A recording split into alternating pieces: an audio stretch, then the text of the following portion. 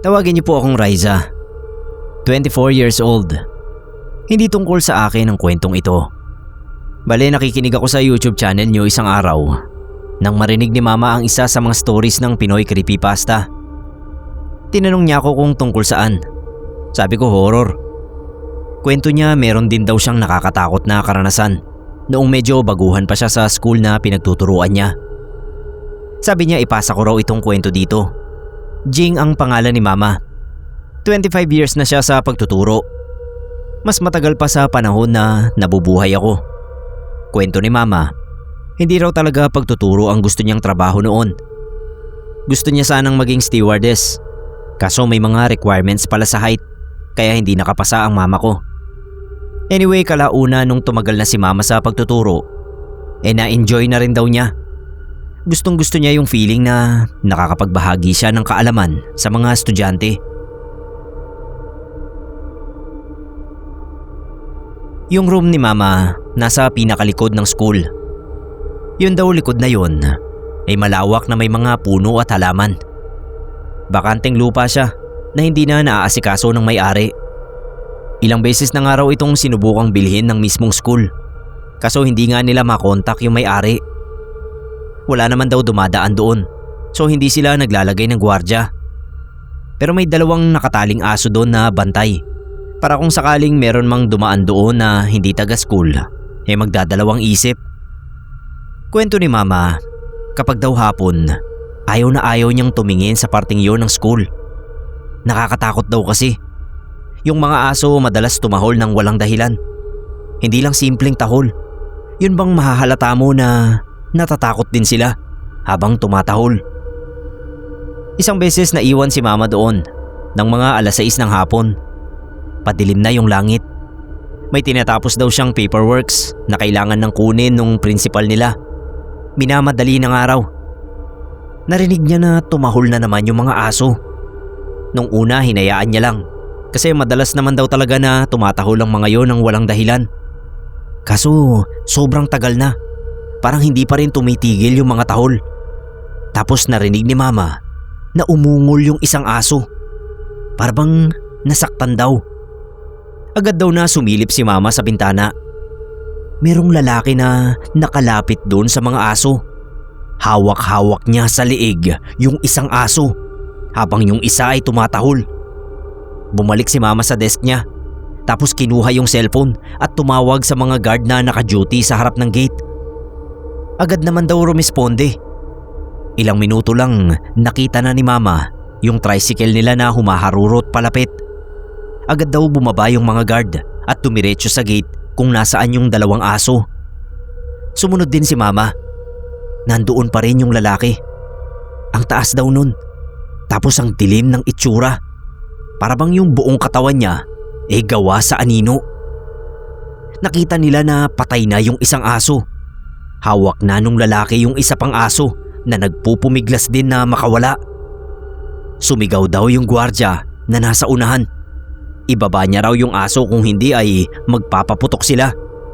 Pero walang pakialam yung lalaki. Hindi raw makapaniwala si Mama nang bigla nitong binali yung liig ng aso. Narinig niya yung crack na parabang nabaling puno. Sumigaw uli yung gwardya. Nagbilang. Nung hindi pa rin siya sumunod, nagpaputok na sila. Pero bawat balang tumatama doon sa lalaki, hindi man lang tumatalab. Kikislap lang daw yung damit ng lalaki, pero hindi nito mabutas-butas yung damit. Nung ubos na yung mga bala ng gwardya, akala daw ni Mama ay maglalakad ito papalapit sa kanila at papatayin din sila tulad ng ginawa niya sa mga aso. Pero buti at hindi naman. Naglakad lang daw ito patalikod at naglaho doon sa mga puno. Umuwi na rin daw si Mama pagkatapos nun. Hindi niya tinapos yung ginagawa niya. Okay lang daw na mapagalitan basta makauwi ng ligtas.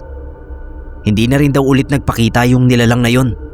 Kamot ulo daw yung mga gwardya habang pinapaliwanag sa mga pulis kung bakit sila nagpaputok ng baril.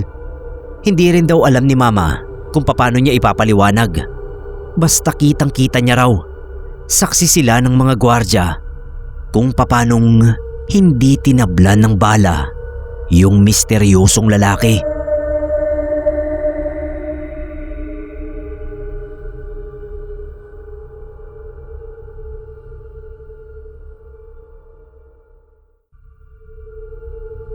Rocco po ang pangalan ko, Sir Neb.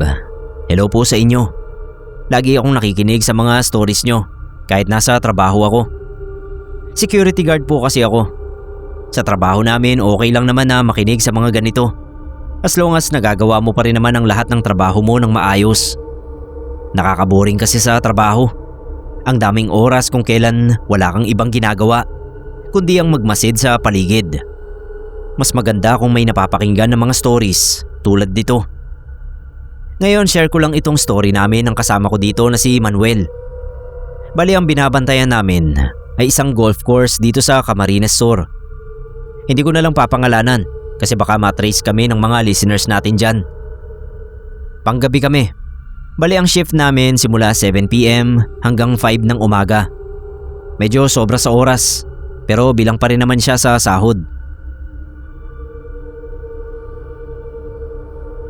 Kung kwentong kababalaghan lang, marami kami dito. Sabi kasi nila, yung gilid daw nitong golf course na binabantayan namin dating simenteryo. Madalas daw may magpakitang grupo ng mga multo sa mga empleyado dito. Ilang beses na ring pinabless ng may-ari yung buong golf course. Nabawasan naman daw yung mga nagpapakita, pero meron pa rin. Sabi nga nila, hindi na raw mawawala doon yung mga multo.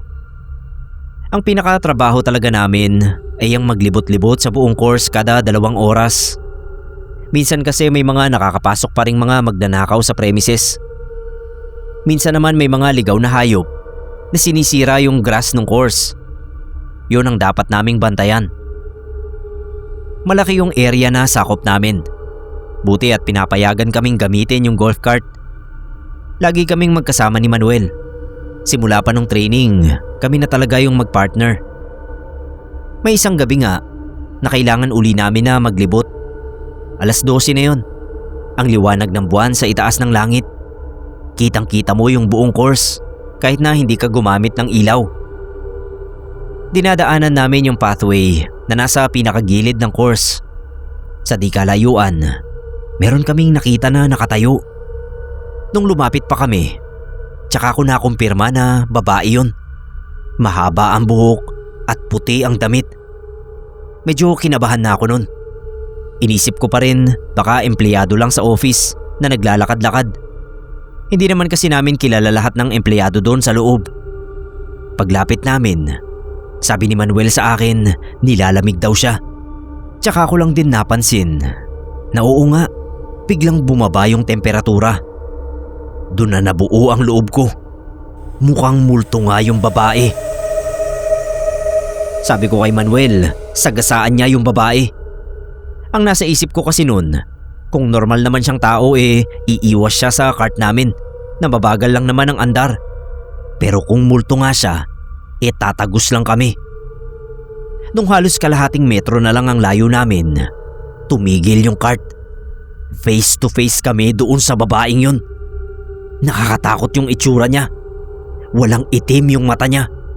Maputla. Tapos may mga butas yung damit at katawan niya. Parang pinaulanan ng bala ng baril. Matapos tumigil yung cart namin, naramdaman namin na unti-unti itong umaangat sa lupa. Nagpapanik na si Manuel. Ako naman hindi makapagsalita. Hindi rin kasi namin alam kung anong gagawin namin.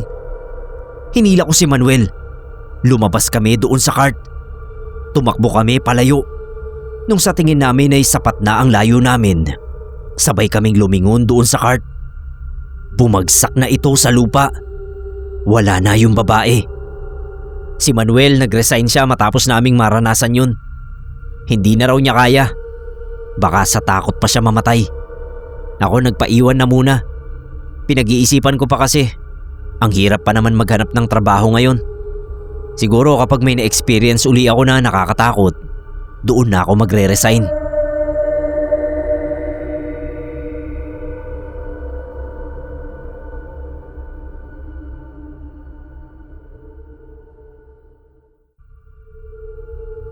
Hi Sir Neb at sa lahat ng nakikinig ng Pinoy Creepypasta.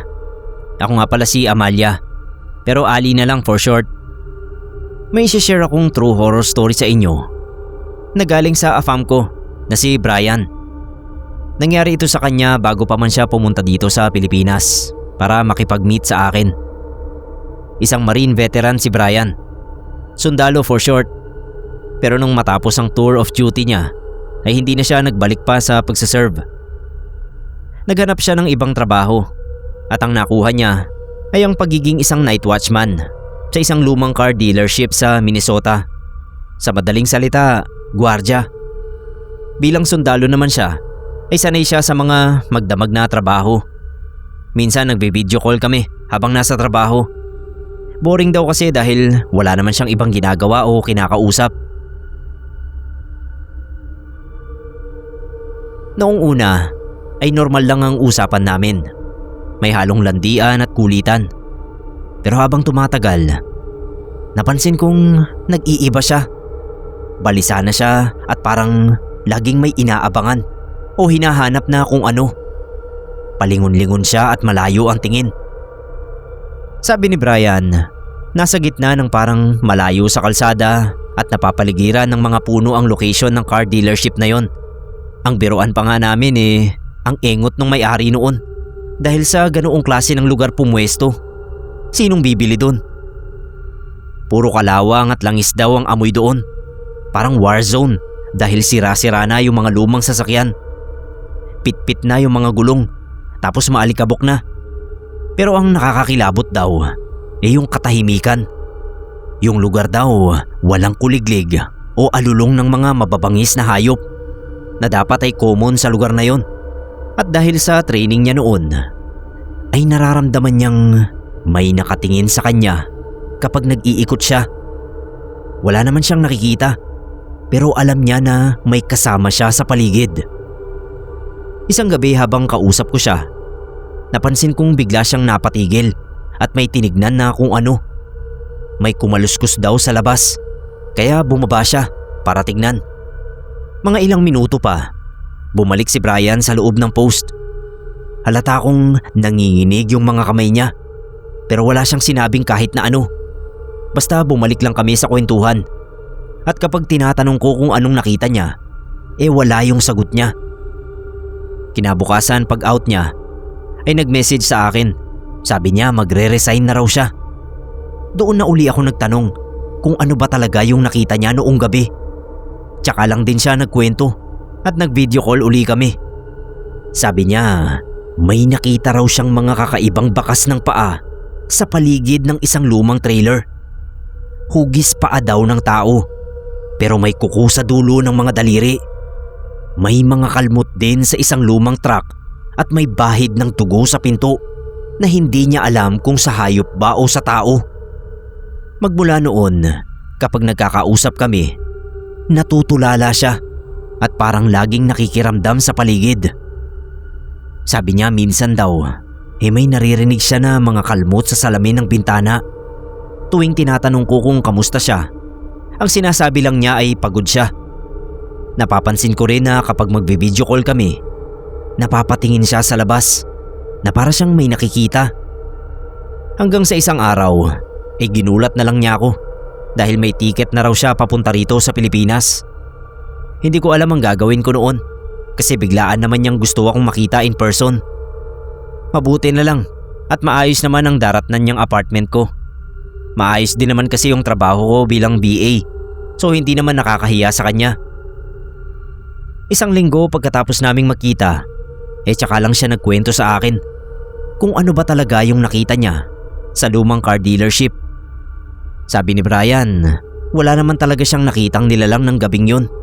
Pero ramdam niya na hindi siya nag-iisa. May naririnig din daw siyang mahihinang atungal na parang nasa likuran lang niya. At kapag hinarap niya ay wala naman. Pero hindi raw siya ingot para makipagsapalaran pa roon. Sa karanasan niya sa Middle East ay alam niya kung kailan dapat lumaban at kailan dapat umatras. Sa hula raw niya ay Wendigo ang nilalang na umaaligid sa kanya noon.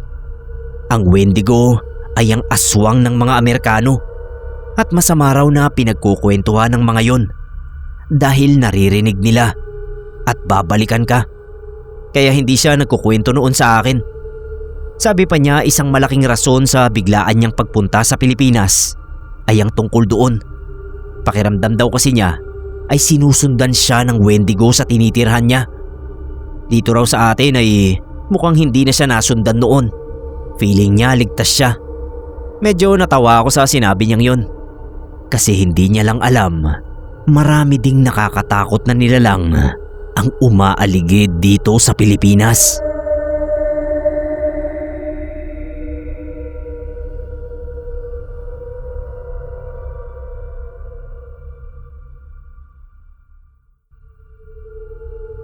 Hello mga kapasta. Total marami naman akong bakanting oras ngayon, kaya naisipan kong magpasa ng kwento dito sa channel nyo. Matagal na akong fan. 3 years na rin siguro nang una ko kayong mapakinggan sa Facebook. Sana magtuloy-tuloy pa ang channel nyo sa pagbibigay sa amin ng magagandang stories.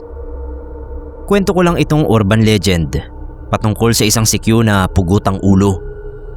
Bata pa ako, naririnig ko na yung urban legend na ito. Laging paalala sa amin noon, wag na wag daw maglalakad sa Ilahod mag-isa. Ang Ilahod ay isang street sa lugar namin na walang nakatira. Mahabang bahagi siya ng daan. Walang ilaw, tapos puro mga damo ang nasa gilid. Paano ba naman kasi? Iisa lang yung may-ari ng lupa na yun. Kaso mukhang walang balak yung may-ari na patayuan ng kahit na ano. Ilang beses nang sinubukan lagyan ng mga poste ng ilaw yung gilid ng Ilahod. Kaso laging nasisira. Hula ng mga kagawad sa amin, baka yung mga multo roon ang may gawa kung bakit nasisira lagi ang mga ito. Ayon sa mga sabi-sabi, kapag hating gabi raw, may nagpapakitang pugutang ulo doon. Naka-uniforme pa raw ng sikyo at naglalakad-lakad. Para bang may hinahanap kasi kinakapa-kapa niya yung damuhan doon. Ayaw naming maniwala noong mga bata pa kami. Ang tatapang namin nun. Sabi namin peke yung mga ganoong kwento. Panakot lang yun sa amin para hindi kami lumabas ng gabi. Napagpasyahan naming pumunta doon sa Ilahod ng hating gabi. Tumakas pa ako sa bahay. Hinintay kong makatulog sila mama. Tapos nagkita kami ng mga kaibigan ko. Sakay kami ng pedicab na tinakas lang din ng isa naming kaibigan. 4 kami nun. Nung malapit na kami sa Ilahod, gusto nang mag-back out nung isa. Ang tahimik namin habang dumadaan doon sa Ilahod. Sobrang dilim. Tapos ang dami pang alitap-tap. Bigla kong nasipat sa gitna ng matataas na damo, yung puting damit. Naramdaman ko yung panlalamig ng katawan ko nang makumpirma na uniforme yon ng isang sikyo. Naglakad yung sikyo galing doon sa damuhan, papunta sa gilid ng daan. Yung driver ng pedicab namin ang unang sumigaw. Wala kasi talagang ulo yung sikyo. Kitang-kita pa namin yung dugo sa liig niya. Niliko agad nung driver namin yung pedicab. Bumaba na ako para lang itulak yung sinasakyan namin at mas mabilis na kaming makaalis. Sobrang traumatic yung experience na yun para sa akin. Simula noon hindi na talaga ako sumubok na pumunta doon kahit kailan. Nung lumaki na ako, napagtagpi-tagpi ko yung kwento. Base na rin sa mga narinig kong istorya. Bali yung sikyo raw na yun, pauwi na sana sakay ng motor niya nang masagasaan daw ito ng umaandar na truck. Tumilapon yung katawan niya at dahil na rin sa lakas ng impact, napugutan daw ng ulo yung sikyo. Hindi nahuli yung mismong truck driver. Kinabukasan natagpuan na lang daw ng mga tanod yung sirang motor at katawan na walang ulo. Simula noon ay minumulto na raw ng sikyong walang ulo yung Ilahod. Ang sabi nila, hindi raw ito tumitigil hanggat hindi niya nahahanap yung ulo na nahiwalay sa katawan niya.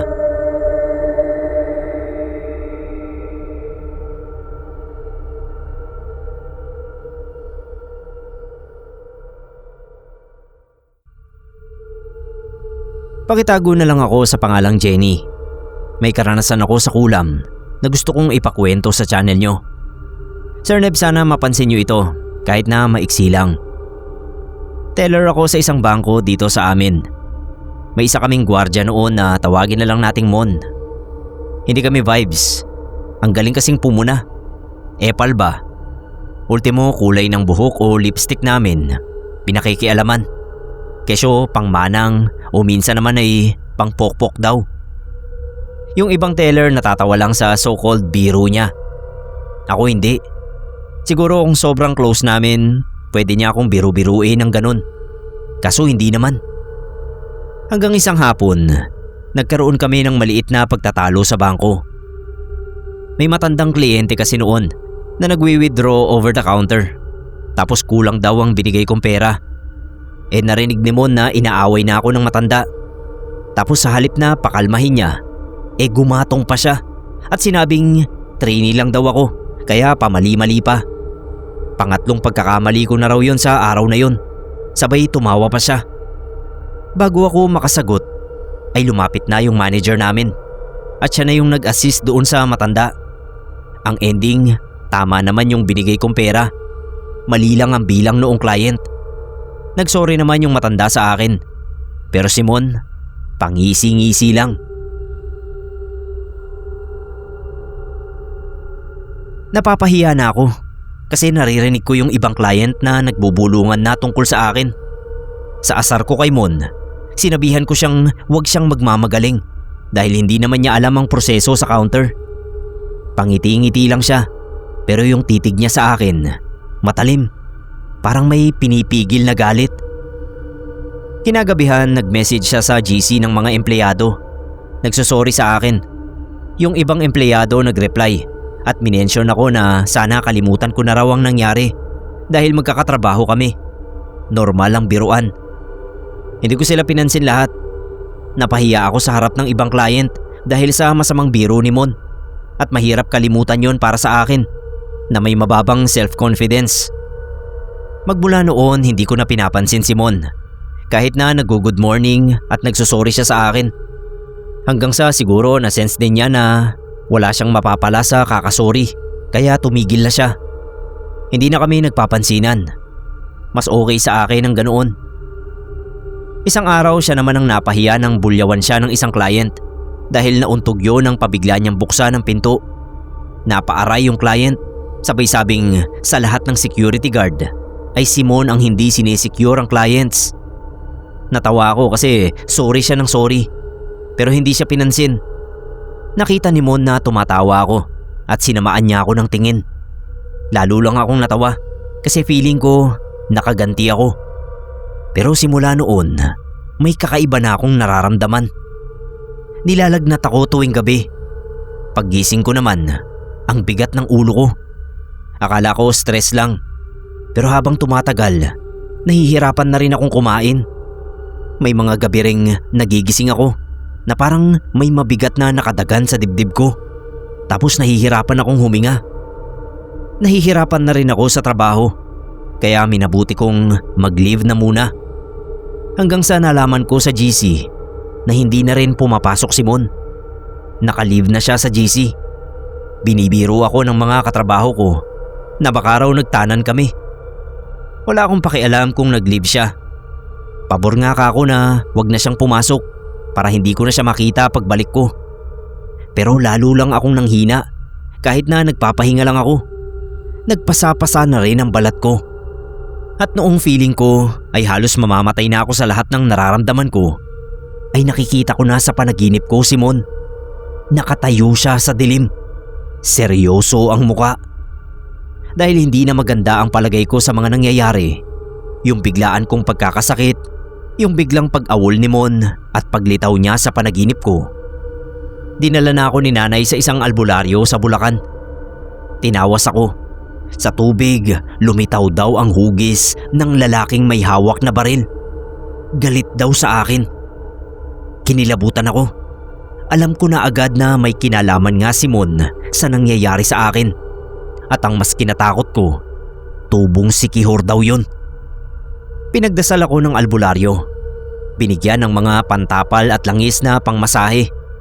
Pag-uwi namin, parang unti-unti namang gumaan ang pakiramdam ko. At sa mga sumunod pang araw, ay unti-unti ring nawala ang lagnat at bigat ng pakiramdam ko. Gumaling na ako. Pagbalik ko sa trabaho, may bagong gwardya na. Mas bata at di hamak na mas ayos kasama kaysa kay Mon. Wala akong pinagkwentuhan sa mga katrabaho ko ng totoong nangyari sa akin. Hindi ko na pinaalam sa kanila na kinulam ako ni Mon. Ayoko na siyang pag-usapan pa sa trabaho. Isang bad memory na lang sa akin. Sa ngayon ay maayos naman akong nakakapagtrabaho. Sana ay hindi na talaga kami magkita kahit kailan.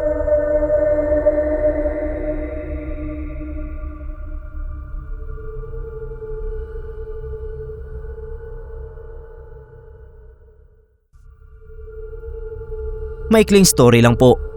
Huwag niyo na sanang sabihin ang tunay kong pangalan. O kaya tawagin niyo na lang ako sa pangalang Jimboy. May ibabahagi lang akong story. Bale, security guard po ako. Matagal na rin. Nangyari ito doon sa unang warehouse na napagtrabahuhan ko. Yun din ang unang kumpanya ko bilang isang security guard. Pwedeng sabihin na rookie pa lang ako sa ganoong trabaho. Medyo pasiklab pa ako nun kasi iniisip ko kapag naalis ako o pumalpak sa pagiging secure, wala na akong ibang trabaho na pwedeng makuha. Yun na ang best chance ko para sa isang regular na pagkukunan ng pera. Yung warehouse na binabantayan namin prone sa nakawan. Napapalibutan kasi kami ng mga squatter at yung mga kalalakihan doon sa squatter ang tumatarget sa mga produkto namin. Taon-taon na lang malaki ang nawawala sa kumpanya dahil sa mga pagnanakaw. Minsan nga hindi na lang yung mga produkto namin, pati mga scrap metal at computer sa loob ng office nasubukan na rin nilang nakawin. Ang turo sa amin, kapag may nakita kaming nagtetrespass, ibig sabihin nito ay isang tao na hindi naka-uniform sa loob ng premises ng warehouse. Obligado kami na i-take down yon, pusasan at i-report sa pulis. Ganoon kami kahigpit.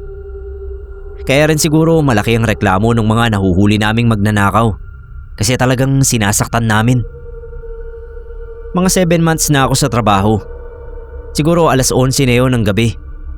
Sabi nung isa kong kasama, ikutin ko raw yung likod ng warehouse number 3 kasi may narinig siyang mga natanggal na bakal galing doon.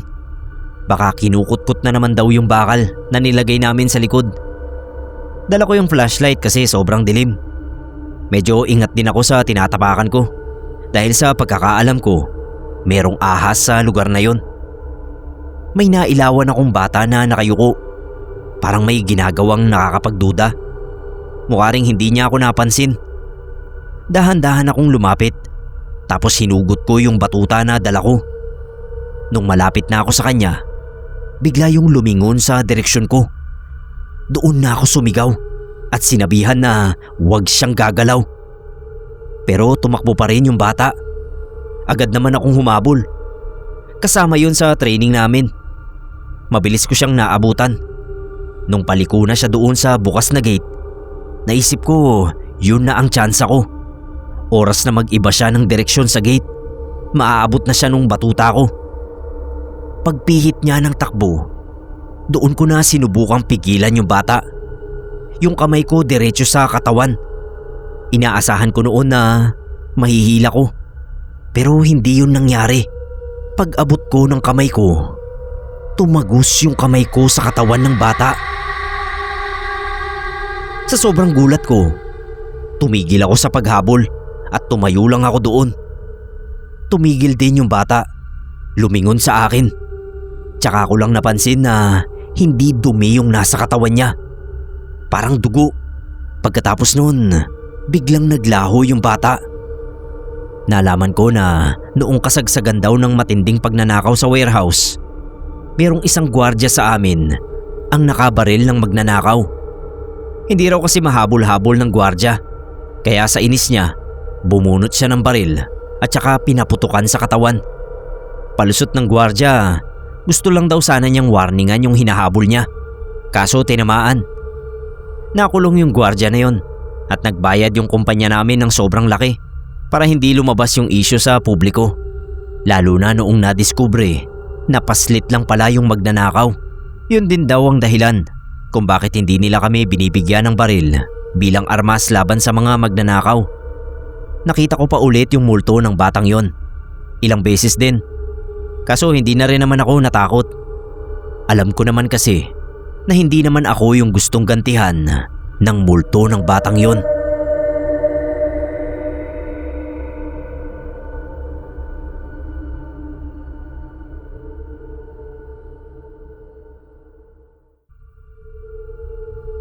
Magandang araw sa inyo.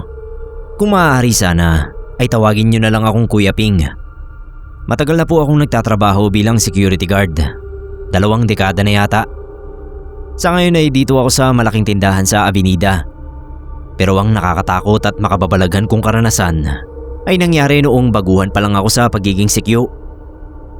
Ang unang naging duty ko ay sa isang pribadong warehouse sa Santa Maria.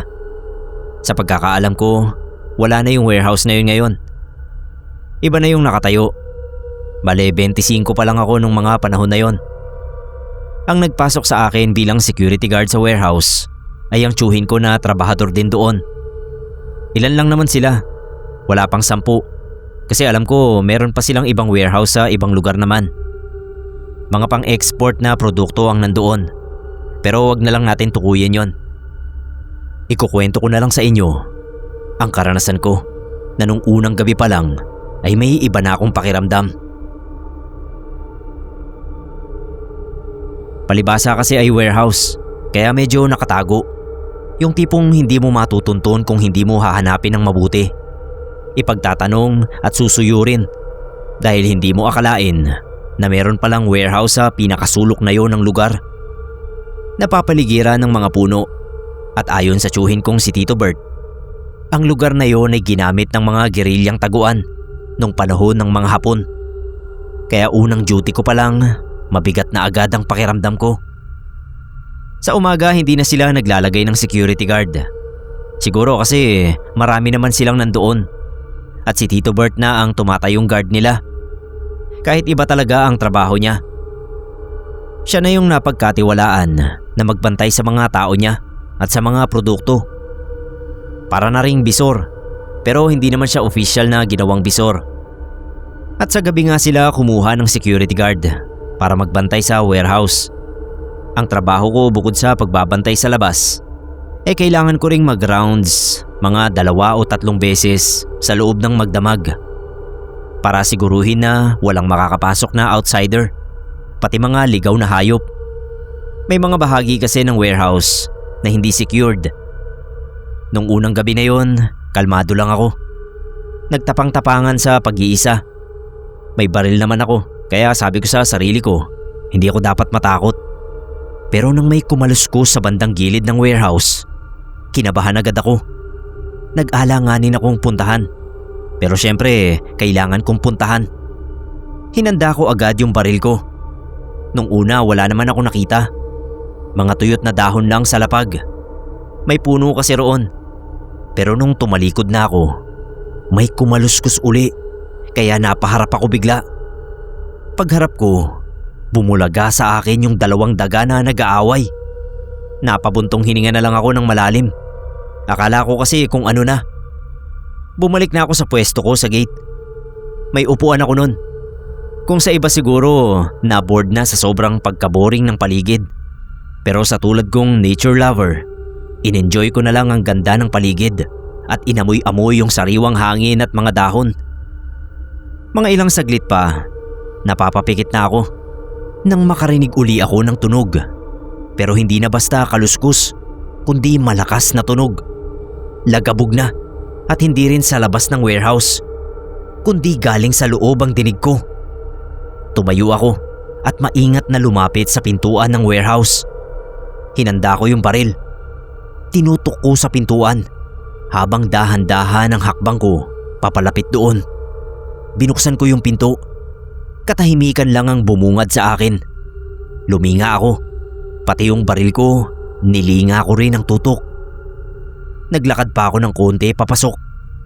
Dahil wala naman ako nakita nang malibot ko na ang warehouse, ay lumabas na uli ako. Napapailing na lang ako. Kung may multo man sa warehouse na yun, Siguro ginising lang ako. Kaya nagbagsak ng kung ano na hindi ko naman makita. Siguro sabi ay hindi dapat ako natutulog sa oras ng duty ko. Hindi na nga talaga ako nakatulog. Ngumata na lang ako ng bubblegum habang nagmumuni-muni. Naalala ko may earphone ako sa bag. Sabi ni Tito Bert, bawal daw yun. Dahil baka hindi ko marinig ang posibleng panganib sa paligid. Pero wala naman nakakakita. At medyo maglilibang lang naman ako. Kaya nag-earphone pa rin ako. Nung medyo nalibang na ako sa pakikinig at napapakanta pa ako, biglang may sumalit na tunog na parang sigaw ng babae. Dali-dali kong tinanggal yung earphone sa tenga ko at pinakinggan kung mauulit yung sigaw. Hindi na naman naulit, kaya binalik ko na sa tenga ko yung earphone. Inisip ko na lang na guni-guni ko lang ang narinig ko.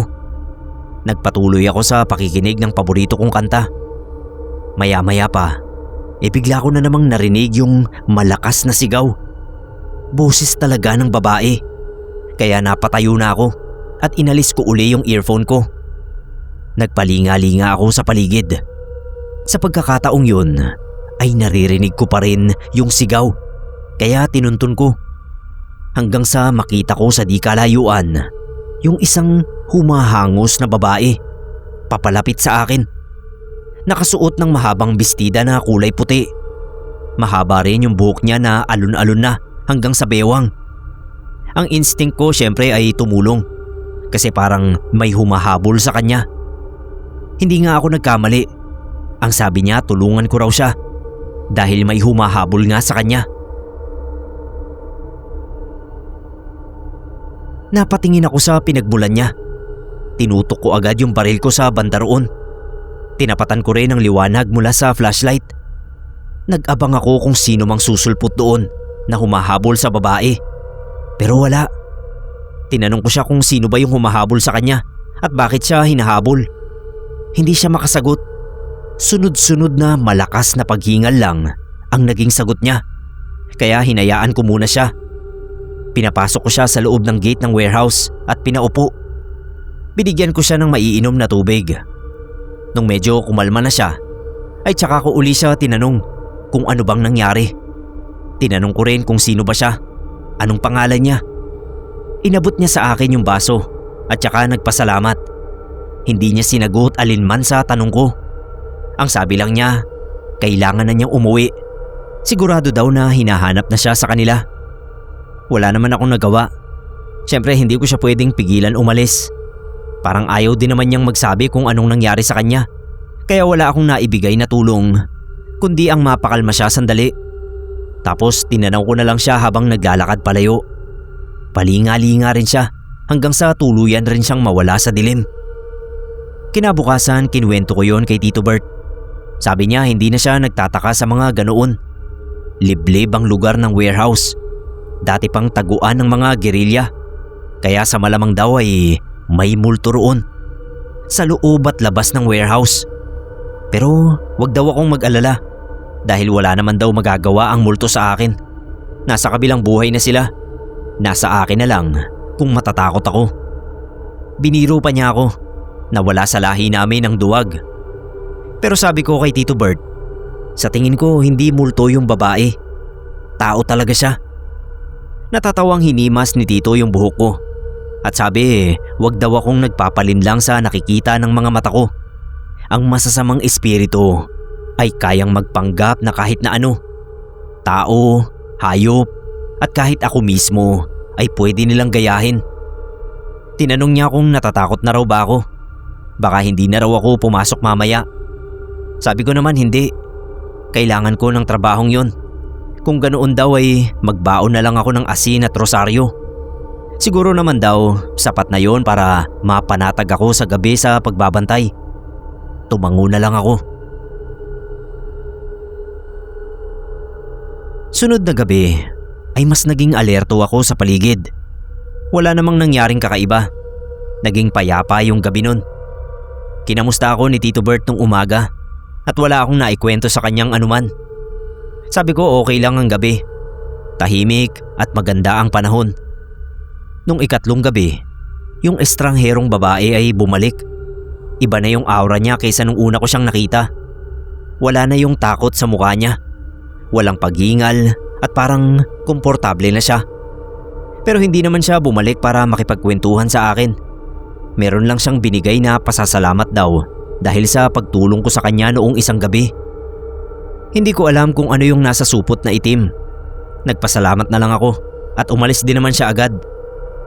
Pag alis niya, tsaka ko lang naalala na hindi ko na itanong ulit yung pangalan niya. Baka ibigay na niya. Pero sabi ko sa sarili ko, hindi bale na lang. Hindi rin naman ako interesado sa kanya. Nahihiwagaan lang talaga ako. Napatingin ako sa binigay niya. Kinakabahan ako, kaya ang ginawa ko, hinagis ko yung supot na itim doon sa may puno di kalayuan sa labas ng warehouse. Bigla ko kasing naisip na baka kung ano yun. Baka bomba o anong posibleng mapanganib para sa akin o sa warehouse. Wala namang nangyari nung hinagis ko. Hinayaan ko lang muna roon. Nung mag-uumaga na at nagdatingan na yung mga empleyado ng warehouse, ay tsaka ko lang naalala yung binigay ng babae na supot na itim. Tinignan ko sa pinaghagisan ko. Nandoon pa rin, kaya naisip ko baka hindi naman talaga mapanganib yun.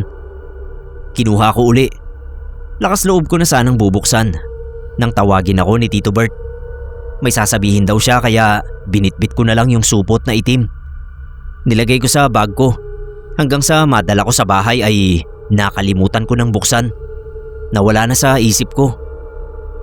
Ika-4 na gabi ko sa trabaho. Pagdating ng mga bandang 9:00 ng gabi, nagulat ako dahil parang ang daming naglalakad. Una may dumaan na 2 lalaki. Sunod naman isang babae at isang lalaki. Tapos isang matandang babae. Nagtataka ako kasi nung nakaraang 3 gabi, wala naman akong nakikitang mga tao na dumadaan sa pwesto na yon. Paano nga ay liblib na lugar yon, lalo pa at gabi na. Maya-maya, napatingin ako sa harapan ng warehouse.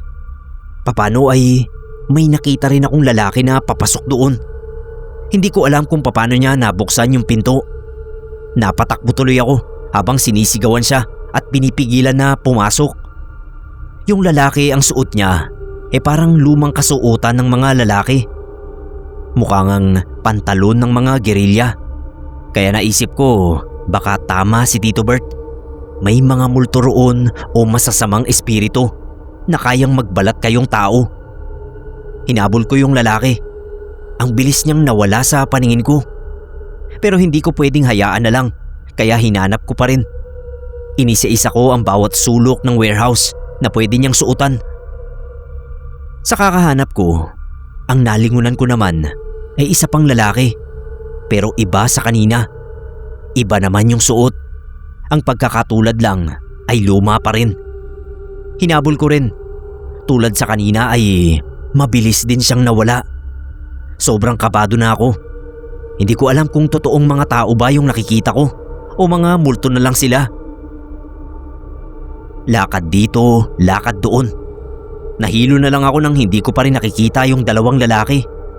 Nagbigay na ako ng warning. Ang sabi ko, pag hindi pa sila lumabas, ay gagamitin ko na yung baril ko. Wala akong nakuhang tugon. Lumabas uli ako ng warehouse. Paglabas ko, natulala na lang ako sa pagkabigla. Nakita kong maraming tao.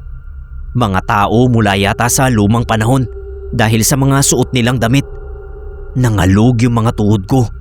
Pati yung mga kamay ko nanginig. Muntik ko pang mabitawan yung baril. Para akong hihimatayin kahit na kalalaki ko ang tao. Saan ba manggagaling ang mga naglipa ng tao na palakad-lakad sa labas ng warehouse? Pati yung 2 sa loob, kung mga totoong tao sila.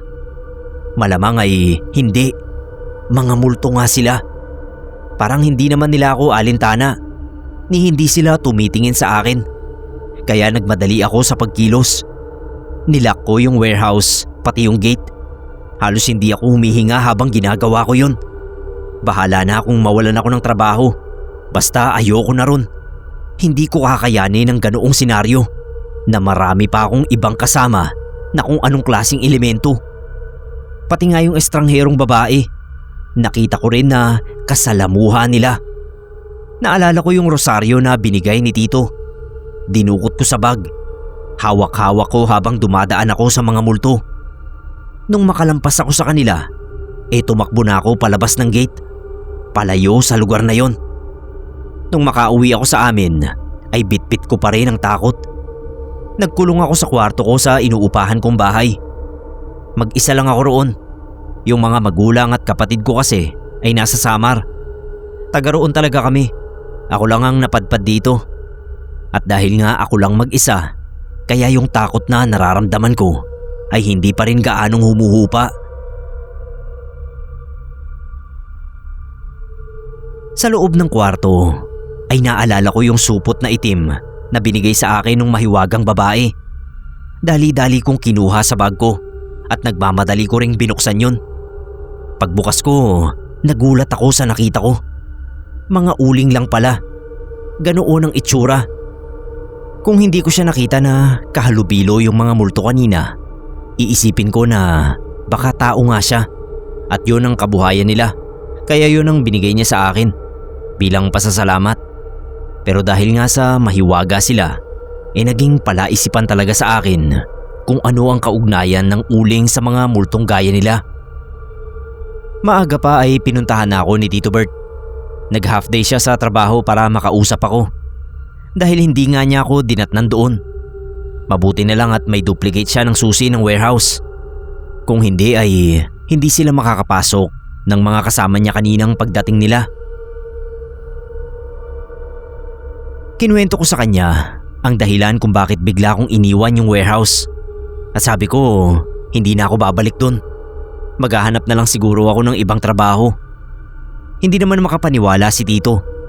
Bagamat sinabi niya sa akin ang tungkol sa mga gerilya, hindi naman daw ibig sabihin noon na nagmumulto nga sila roon. Matagal na raw siya sa warehouse at hindi naman ako ang una nilang naging gwardya roon. Pero ako lang yung nakaranas ng ganoon. Humingi ako ng dispensa kay Tito. Sabi ko nagpapasalamat ako sa pagtulong niya na makapasok ako roon. Pero hindi ko talaga kayang makipagpatintero sa mga multo. Hindi na nga ako pinilit ni Tito na bumalik sa warehouse. Akala ko magiging okay na ako. Hindi ko akalain na simula pa lang pala yun ng kalbaryo ko. Isang hapon hindi pa lumulubog ang araw nun. Galing ako sa agency namin para sa paghahanap ng bagong trabaho. Nagulat ako nang makita ko na naman yung babae. Nakasilip siya mula sa likod ng puno. Tinitignan niya ako. Hindi ako maaaring magkamali. Siya yun. Nagkunwari akong hindi ko siya natatandaan. Nagmabilis ako ng lakad hanggang sa makauwi ako sa bahay. Pagdating sa bahay, sinara ko agad yung pinto at bintana. Pagkasara ko, sumilip ako sa butas ng dingding. Mula roon, nakita ko pa rin yung babae. Sinusundan niya yata talaga ako, kaya lumakas yung kaba ng dibdib ko. Bakit niya ako sinusundan? At paano niya ako nasundan doon? May kalayuan na yung warehouse sa inuupahan kong yun. Bigla tuloy naglaro sa isip ko kung paano kung masundan din ako roon ng iba pa. Anong gagawin ko? Sa takot ay hindi ako makatulog nung gabi.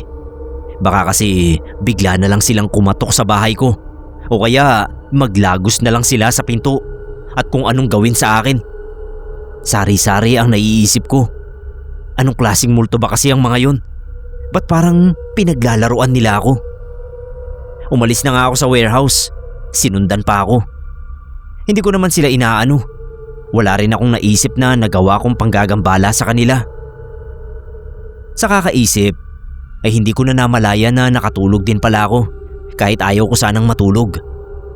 Pagdilat ulit ng mata ko, ay nakita ko na yung sinag na nanunuot sa mga siwang ng dingding.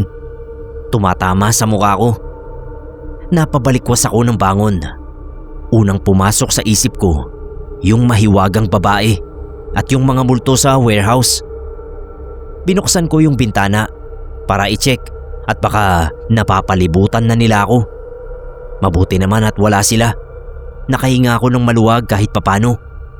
Pero hindi pa rin lubusang nawawala yung takot ko na anumang oras ay pwede ko uli silang makita. Yung araw na yon ay inabala ko ang sarili ko sa ibang bagay. Sa wakas ay may magiging iba na akong trabaho. Kailangan ko lang antayin yung araw ng pagsisimula ko. Sa isip ko, kapag pumapasok na ako sa ibang trabaho sa ibang lugar, siguro naman ay hindi na ako masusundan ng multo ng babae o kahit sino pa sa mga kasama niyang kaluluwa.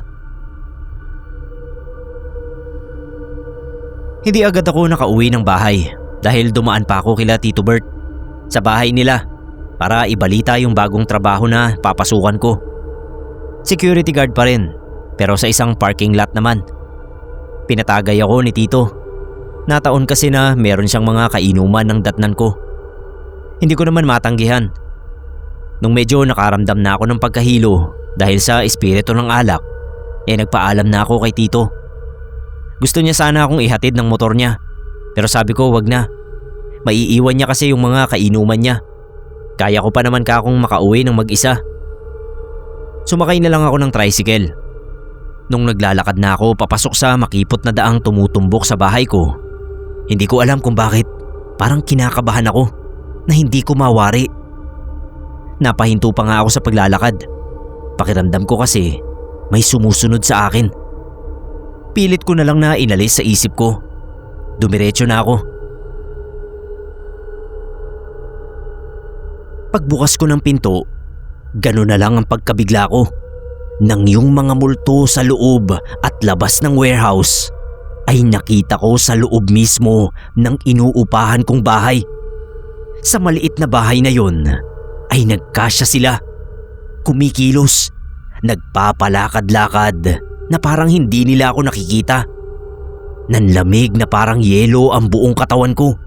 Mula talampakan hanggang ulo. Nawala yung lasing ko. Hindi ko na nagawang pumasok.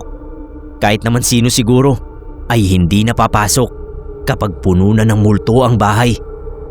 Pumihit ako paalis. Pagpihit ko sa harap, nagulat uli ako nang ang bumulaga naman sa akin ay yung kakatuwang babae. Nakatayo mismo sa harapan ko. Napasigaw na ako sa takot, sabay tulak ko sa kanya. Kumaripas na ako ng takbo palayo roon. Nung makalayo na ako, ay tsaka ako naisip, kung multo nga sila, bakit nahawakan ko yung babae na parang tao? At naalala ko rin nung pinainom ko siya ng tubig. Kung multo na lang siya, posible nga kayang makahawak pa siya ng bagay, makainom at mahawakan ko rin. Naguguluhan talaga ako. Bumalik ako sa bahay nila Tito Bert. Si Tita Meli ang humarap sa akin na asawa niya. Sabi ni Tita, pinapasok na niya ng silid nila dahil lasing na raw si Tito. Pinaupo niya ako at kinausap. Nahalata raw niya na sobrang balisa ako. Kaya siya na mismo ang nagtanong sa akin kung ano ba yung nangyayari. Isa-isa kong kinuwento sa kanya ang mga naranasan ko. At itong huli, sabi ko gulong-gulo na ako kung bakit ayaw akong tigilan ng mga multong yun. Nung una ay parang hindi pa naniniwala si Tita. Siguro ang akala niya ay nasobrahan lang ako sa alak. Saglit siyang nag-isip. Maya-maya ay sinabihan niya ako na doon na sa kanila magpalipas ng gabi. Bukas daw ay aalis kami. Sasamahan niya ako sa kakilala niyang albularyo. Baka raw masagot ang tanong ko tungkol sa mga multong nanggugulo sa akin. Nagpasalamat ako kay Tita. Doon na ako natulog sa sofa nila dahil wala akong silid na matutulugan. Habang nakahiga na ako, hindi pa rin maalis sa isip ko yung mga multong yon. Awa ng Diyos ay nakatulog naman ako ng maayos sa kabila ng mga alalahanin ko. Siguro dala na rin ang pagod sa maghapon at kalasingan ko na rin. Nagulat pa si Tito Bert nung makita akong tulog sa sofa kinabukasan. Siya na yung gumising sa akin. Si Tita Meli naman ang nagpaliwanag sa kanya kung bakit ako nandoon. Sinabihan siya ni Tita na pumasok na at siya na yung bahala sa akin. Nung makaalis na si Tito ay pinagayak na ako ni Tita Meli. Pupuntahan na raw namin yung kakilala niyang albularyo. May alam daw yon tungkol sa mga multo na gumagambala sa akin. Itago na lang natin sa pangalang Kahuseng yung albularyong pinakilala sa akin ni Tita Meli. Batay sa kwento ko, nagbigay siya ng opinyon at kinagulat namin ni Tita ang sinabi niya. Aniya, ang mga multong sinasabi ko ay inaakala ko lang na mga multo. Pero ang totoo, hindi talaga sila mga kaluluwa ng mga sinaunang tao na namalagi sa lugar na yon gaya ng nasa isip ko. Kundi sila ay mga engkanto. Paano ka ako nangyari yun? Yung itsura nila, yung pananamit, ay parang may kinalaman nga sa kwento ni Tito Bert na dating taguan ng mga gerilya ang kinatitirikan ng warehouse. Paliwanag ng albularyo, alam din niya ang kwentong yon. Totoo naman daw ang tungkol sa mga gerilya. Pero hindi ibig sabihin na mga kaluluwa nila ang nanggagambala sa akin. Yung binanggit ko raw na itim na supot, gusto niyang makita. Maaaring yun ang dahilan kung bakit nagawa ng mga engkanto na magligalig sa akin. May bagay akong tinanggap mula sa isang engkanto. Kumbaga, yun ang naging passes nila para makapasok sa buhay ko na pwede ring maging daan para makuha nila at madala ko sa mundo nila. Tungkol sa itsura, ginaya lang daw ng mga engkanto kung ano ang nasa isip ko nung gabing yon para iligaw ang paniniwala ko. Kinilabutan naman ako sa sinabi ng albularyo. Sabi ko, paano ko makukuha yung itim na supot na naglalaman ng uling? Hindi nga ako makauwi roon kasi nandoon sila. Pinaalala sa akin ng albularyo yung sinabi ko na hindi naman nila ako pinapansin. Kaya magagawa ko pa rin na makapasok doon. Ang kailangan ko lang iwasan ay yung babaeng engkanto na sinasabi kong mahiwaga. At yung binigay sa akin, malaki raw ang maitutulong nun para mapaalis ng albularyo ang mga engkanto at mapabalik kung saang mundo sila nabibilang. Kailangan ko raw yun magawa kung gusto ko talaga na matulungan niya ako. Kailangan kong makuha ang itim na supot na nasa loob ng bahay. Nilakasan ko yung loob ko.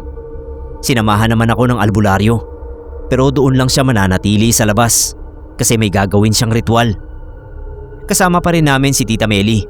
Siya ang pinaghawak ni Kahuseng ng mga gamit sa ritual sa oras na mahawakan na ng albularyo ang laman ng supot na itim. Urong-sulong ako dahil pagbukas ko ng pinto ay nandoon pa rin yung mga multo o kagaya nga ng sinabi ng albularyo, yung mga engkanto. Sabi ni Kahuseng, kahit lumipat ako ng tirahan ay masusundan pa rin ako ng mga engkanto hanggang sa ang mukhang uling na laman ng supot ay maubos. Yun na raw ang magiging hudyat na pwede na nila akong isama sa kaharian nila para maging dagdag na alipin. Bawat hakbang ko tuloy papasok sa bahay ay dumadagundong ang kaba ko sa dibdib. Lalo na nang makita ko yung mahiwagang babae na nakaupo sa isang sulok at nakatitig sa akin. Bili ng albularyo na huwag akong magpakita ng takot at kumilos lang ng normal. Para raw hindi sila mabulabog at makapag-orasyon din siya ng maayos para sa pagpapalayas sa mga engkanto. Huminga ako ng malalim at ganoon nga ang ginawa ko. Dire-diretso akong pumasok sa kwarto. Kinuha ko sa ilalim ng papag yung itim na supot. Napatingin ako sa bintana ng silid. Naisip ko kung idadaan ko yun sa sala, baka makita ng babae at maalarma siya. Kaya ang ginawa ko, hinagis ko sa bintana. Doon na rin ako dumaan palabas, hindi na sa sala. Nung makita ako ni Kahuseng, ay mabilis niyang tinapos ang pagbigkas ng orasyon at saka sinagawa ang ritual. Kinuha niya yung itim na supot. Yung tila uling na laman nun ay nilagay sa malaking lalagyan na korteng bao, tapos sinindihan niya. Yung mga engkanto sa loob ng bahay ay nagsimulang maglabasan, pero kada may lumalabas ay hinahagisan ng asin ni Kahuseng. Natatakot sila sa asin kaya napapaatras sila. Pinagpatuloy ng albularyo ang ginagawa niya hanggang sa unti-unting matupok ang laman ng supot na itim. Kasama na mismo ang supot sa sinunog. Narinig namin yung nakakapangilabot na daing ng mga engkanto. Kaya nagtakip kami ni tita ng tenga. Ilang saglit lang naman yun. Matapos yun ay nawala na sila sa loob ng bahay. Sabi ni Kahosing, sa susunod daw ay huwag ako basta-basta tatanggap ng binibigay sa akin, lalo na mula sa hindi ko kilalang tao. Gaya noon na engkanto pala ang nagbigay sa akin. Kung minsan daw ay hindi maiiwasan na makaengkwentro talaga tayo ng kakaibang nilalang mula sa ibang daigdig. Kaya kailangan mag-ingat at maging mapanuri sa lahat ng oras para maiwasan ang kapahamakan na posibleng idulot sa atin.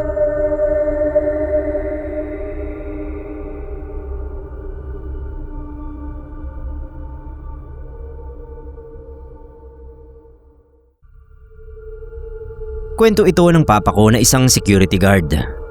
Nagpaalam ako sa kanya na ibabahagi ko dito sa isang YouTube channel ang storya niya. Siyempre pumayag naman ang papa ko. Arnold ang pangalan ni papa. Over 20 years na siyang security guard. Sa dami ng kumpanyang napagtrabahuhan niya, sanay na raw siya sa mga kababalaghan. Wala na sa kanya yung mga multo-multo na yan. Parang natural ng kasama sa trabaho ang makakita ng mga paranormal. Ito raw yung isa sa mga experience niya na talagang tumakot sa kanya. Natanggap siyang security guard sa isang private cemetery. Malaki raw yung sementeryo. 6 silang gwardya na panggabi. Mababait naman daw yung mga kasama niya. Mapagbiro.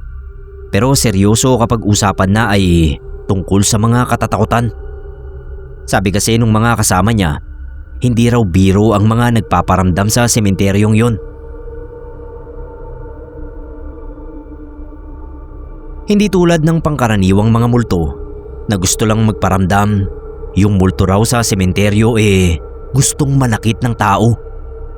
Kwento nung isa, naglalakad daw siya nang biglang tumilapon yung krus ng puntod at dumiretso sa direksyon niya. Kung hindi raw siya yumuko, baka natusok siya ng krus sa ulo at malamang namatay na. Yung isa naman, hinihila nung bangkay sa ilalim ng nicho niya. Hindi naman natakot si Papa nun. Lagi niyang suot yung rosaryo na binigay sa kanya ni Lola. Kaya alam niya raw na pinoprotektahan siya ng Diyos anuman ang mangyari. Usually partner-partner daw ang paglilibot nila. Kaso yung kapartner ni Papa, nagka-diarrhea. Buong shift daw itong pabalik-balik sa banyo para ilabas yung laman ng tiyan niya. Mukhang na food poisoning daw ito. No choice na rin naman si Papa. Sabi niya siya na lang daw ang bahala na maglibot. First time yun ni Papa na maglibot ng mag-isa. Mas alerto daw siya nung time na yon. Alam niya kasi may mantitrip sa kanyang multo. Hindi niya lang alam kung kailan o saan mangyayari. May mahina siyang naririnig na tunog. Ayaw niya sanang pansinin. Kaso nung malapit na siya sa tunog, na-realize ni Papa na iyak yun ng bata. Well, red flag na dapat yun. Kaso nasabihan na rin siya dati na meron daw dati na nagtapon ng baby nila sa gilid ng sementeryo. Kaya lagi raw i-check ang iyak ng mga bata kasi baka totoong baby nga ito. Dahan-dahan na lumapit si Papa. Hinihiling niya noon na sana baby nga ang makita niya. Pero alam niya rin na may chance na hindi yun baby. Baka tiyanak na gusto siyang akitin at pagkatapos ay susunggaban siya bigla. Ginamit ni Papa yung flashlight para tignan yung likod ng banyo. Wala naman daw baby. Paglipat niya ng flashlight sa kabilang bahagi, meron daw doon na babae. Mahaba ang buhok, punit-punit ang damit, at yung mata raw ay naninilaw. Halatang doon galing yung iyak na naririnig niya. Nakakapagtaka raw kasi boses sanggol yung babae. Nung makita nito na nakaharap sa kanya si Papa, sumigaw daw ito ng sobrang lakas. Nakakabingi. Yung tenga raw ni Papa, muntik nang masira dahil sa lakas ng sigaw ng babae. Nagtakip daw siya saglit ng tenga. Pagtingin niya uli, tumatakbo na papalapit sa kanya yung babae. Tapos nakanganga pa raw ito. Labas yung matatalas ng ngipin. Nagpasya si Papa na tumakbo pabalik. Hinihiling niya raw noon na sana wag siyang matisod. Isang maling galaw niya lang Siguradong maaabutan siya ng babae at hindi niya alam kung anong balak sa kanya nun. Kung sana lang daw ay dala niya yung armas niya. Kaso hindi. At mukhang sa itsura nung nilalang, mukha ring hindi gagana sa kanya yung baril. Sa kabutihang palad, nakabalik din naman si Papa ng buhay doon sa may guardhouse. Kinuwento niya doon sa mga kasama niya yung nakita niya.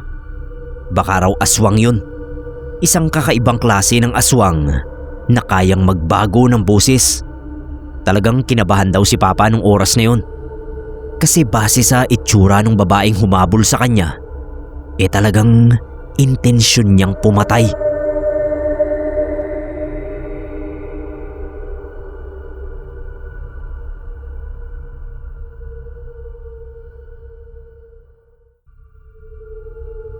Magandang araw mga kapasta. May isi-share lang akong kwento galing sa kabataan ko. Mike na lang ang itawag niya sa akin. 4 years na rin akong subscriber ng channel nyo. Pero ngayon ko lang naisipang magpasa. Sana po ay magustuhan nyo. Noong bata pa ako, madalas kaming pumunta sa bahay nila tito kapag merong okasyon.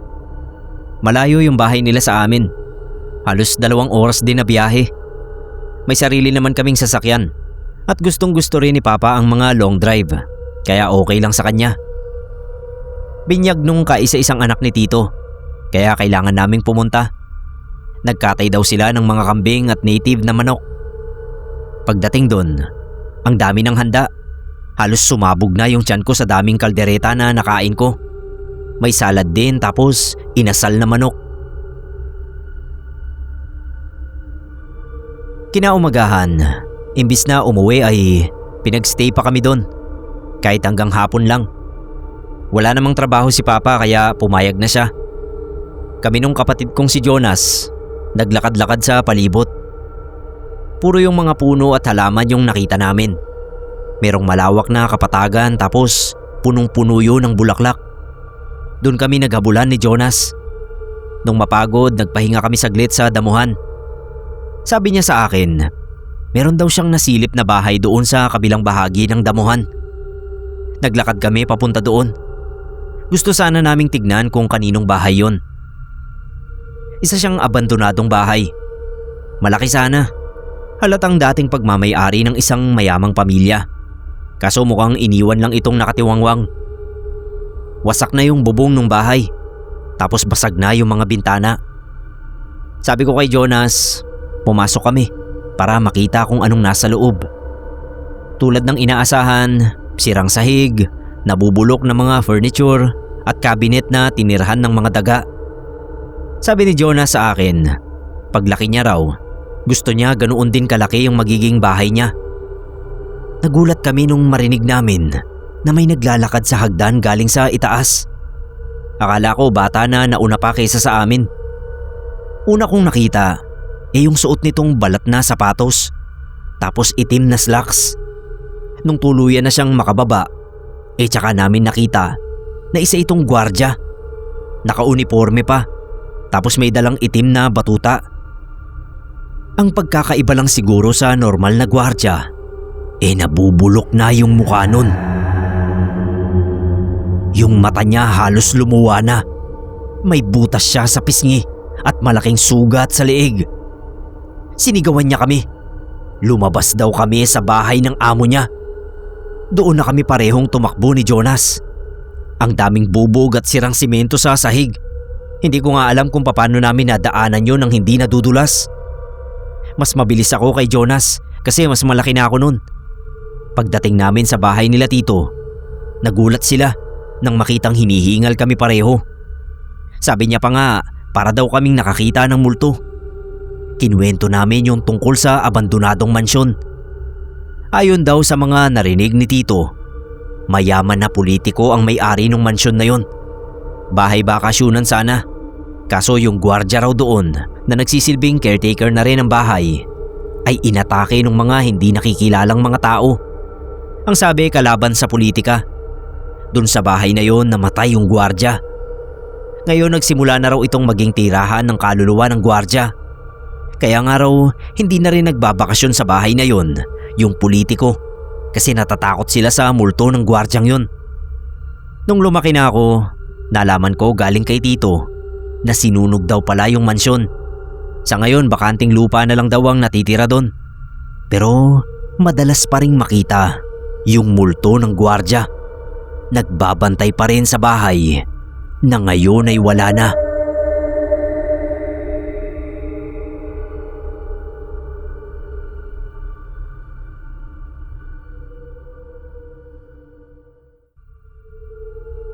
Ako po si Sansan, night shift guard sa isang public high school. 3 taon na akong naka-assign dito. Ang duty ko ay mula 6 ng gabi hanggang 6 ng umaga. Ako yung nagro-ronda sa buong eskwelahan tuwing gabi.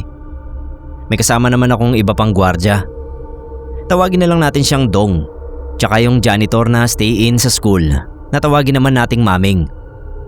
Tahimik dito tuwing gabi. Yung ilaw lang sa covered court ang nakabukas buong magdamag. Pati yung maliit na fluorescent sa main gate. May CCTV ang school, pero syempre sa amin pa rin nakasalalay halos lahat ng security monitoring. Matagal ko nang naririnig sa mga estudyante at kay Maming na may kung anong nag-iikot daw dito tuwing gabi. May kumakalansing daw na susi at naglalakad sa may senior high school building. Naririnig daw nila kapag paggabi na. Tapos mga last batch na ng mga estudyante ang nasa school. Sa dami kasi ng estudyante rito, ay inaabot ng alas 6 ng gabi ang pinakahuling klase. Tapos yung iba, minsan pagala-gala pa rito. Kapag ganoong kukunti na lang sila at natatahimik ang paligid, doon nila naririnig yung mga kalansing at yabag. Pero wala silang nakikitang ibang tao. Sa totoo lang, may nararamdaman din naman kami rito ni Dong. Lalo na nga at panggabi kami. Tuwing alas 2 ng madaling araw, sa routine namin ng 3rd round inspection, napapansin namin madalas na nakabukas yung lumang faculty room sa 2nd floor. Hindi naman yun dapat bukas kasi lagi naming sinisiguradong nakapadlock ang mga pinto bago maghating gabi. Pero kapag nag-ikot na kami, nakabukas na yun. Hindi naman sira yung pinto. Walang forced entry. Pinakamahalagang kwarto pa naman sa buong school ang faculty kasi maraming gamit doon ng mga teacher. Mga bagay na kapag nabenta ay malaki-laking halaga rin. Pero kapag naman nag-check kami, wala namang nawawala. Kasi sa umaga wala ring nare-report ang teachers na nawawala sa mga gamit nila. Napapagkwentuhan namin yun ni Dong at kahit siya ay nagtataka. Tuloy ay nauuwi sa kwentong kababalaghan ng duty namin. Lalo pa at napapag-usapan din namin ang kwento ng mga estudyante at ni Maming. Pero kahit misteryo sa amin ang nakabukas na faculty room, ay hindi na namin inattempt na imbestigahan ang tungkol doon. Hanggang sa isang gabi, bored yata kaming dalawa ni Dong. Hindi ko na matandaan kung sino sa aming dalawa ang nagyaya na tumambay sa 2nd floor at abangan kung magbubukas ang pinto ng faculty. Ayos lang naman kahit nasa taas kami kasi tanaw pa rin namin yung harapan ng school at makikita kung may magtatangkang pumasok. Nakita pa namin si Maming na naglalakad kaya tinawag namin at niyaya na umakyat din. Umakyat nga siya at tinanong kami kung anong ginagawa namin sa taas. E di sinabi namin sa kanya. Curious din nga raw siya kung kaya nag-abang na lang din kasama namin.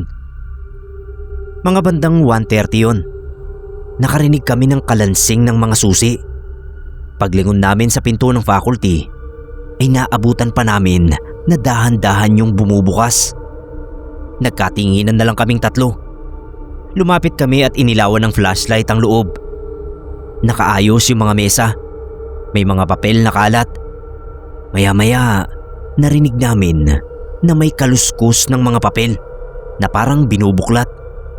Bigla akong napalingon sa may kanan dahil para akong may nakitang gumalaw mula roon. Pero si Maming biglang tumakbo palabas. Tuloy ay napatakbo din kami ni Dong. Hindi naman lumayo si Maming. Nasa labas lang talaga siya at medyo natatawa pa nga. Pero sabi niya may nakita raw siyang kamay na nangungulekta ng papel isa-isa. 2 kamay daw pero walang katawan. Si Dong naman ay wala raw nakita. Pero kinikilabutan siya sa loob dahil napakalamig daw na parang naka-aircon. Kahit hindi naman. Ako rin nga ay napansin yung lamig sa loob. Tapos sinabi ko sa kanila na may nakita akong anino sa may dulo ng faculty. Nilak na lang uli namin yung pinto at bumaba na. Simula noon, hinahayaan na lang namin ni Dong na magbukas yung pinto sa faculty. Umaakyat na lang kami kapag sumisilip na yung araw. Binubuksan namin yung ilaw at chinecheck kung may nawawala ba. Sinasabi namin sa teachers ang nangyayari sa faculty tuwing gabi. At ang solusyon nila ay mag-iwan ng nakabukas na radyo kapag naroon sila. Hindi ko alam kung mabisa yon. Kasi hindi na nga kami umaakyat ni Dong pagsapit ng 1:00 ng madaling araw. Basta ang alam namin, kapag chinek namin ang faculty room sa umaga, ay madalas nakabukas ang pinto.